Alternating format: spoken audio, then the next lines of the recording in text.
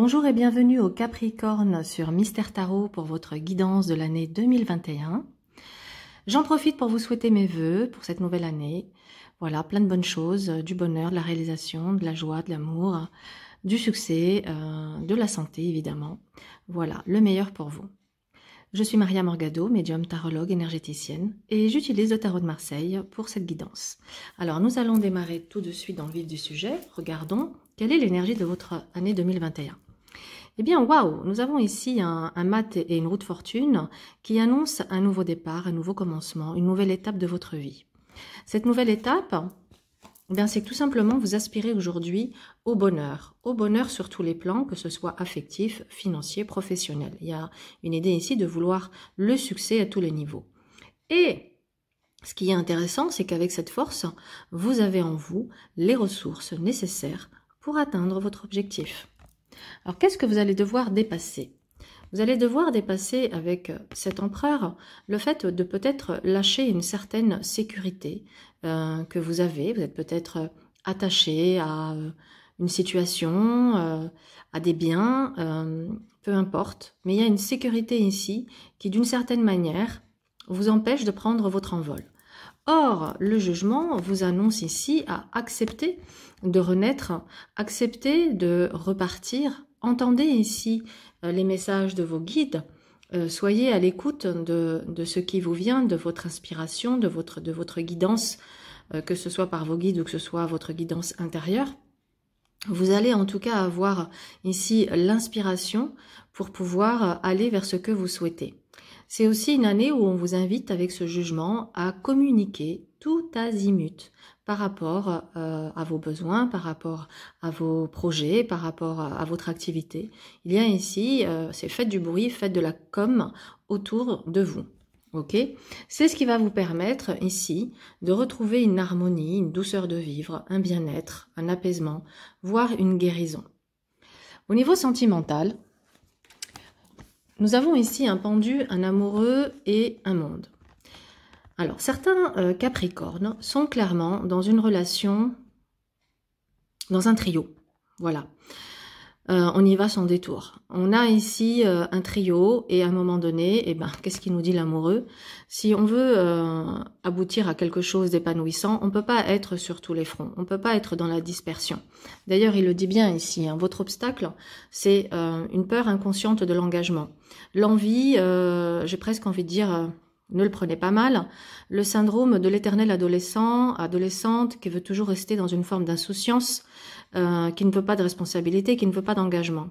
Bon, c'est bien joli tout ça. Le problème, c'est que ça vous met dans une certaine solitude, ou en tout cas, ça vous met dans des situations qui, à un moment donné, ne sont plus gérables. D'accord? Parce que non seulement ça peut vous blesser vous, mais ça peut blesser aussi les personnes qui sont concernées par la situation. Donc on vous dit ici, amis Capricorne, qu'il va falloir faire un choix, d'accord? Vous ne pouvez pas tout avoir, être sur tous les fronts.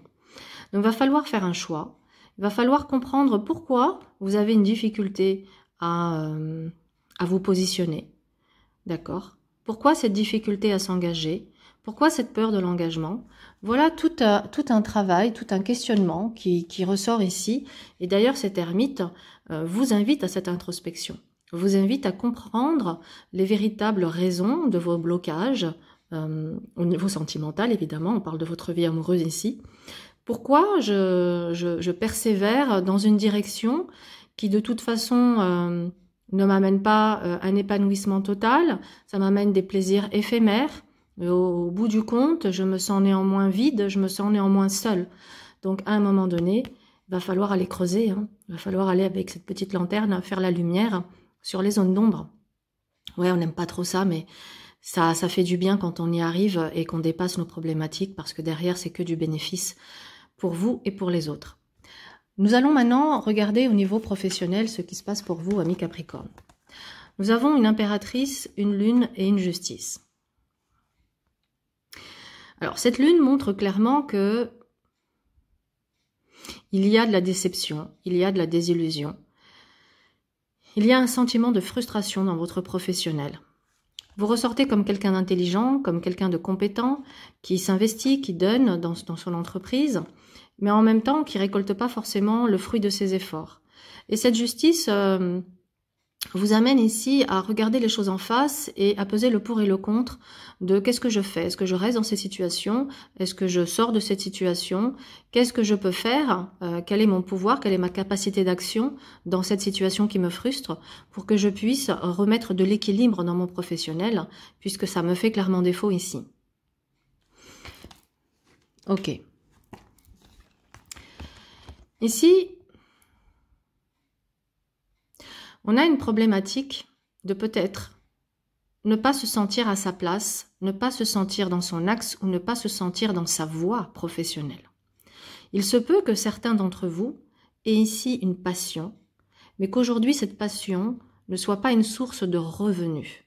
Or, c'est peut-être ce qui vous frustre, car, ou en tout cas ici, le tarot vous invite à utiliser votre passion pour trouver votre voie et qu'elle soit une source de revenus. Donc ça veut dire que c'est possible.